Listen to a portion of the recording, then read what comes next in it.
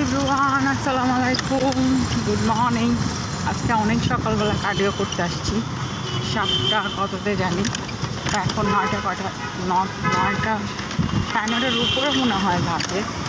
তো সব মিলে তো আসারটা মানে যাচ্ছি যে তখন রোদটা অনেক, কিন্তু সকালবেলা ওয়েদারটা অনেক ভালো ছিল মাশাআল্লাহ।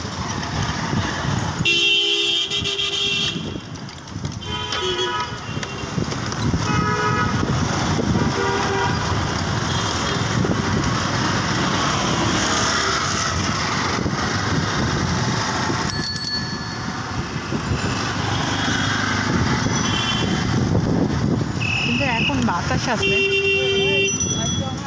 তো কার্ডিও করে বাসায় যাচ্ছি আর কি।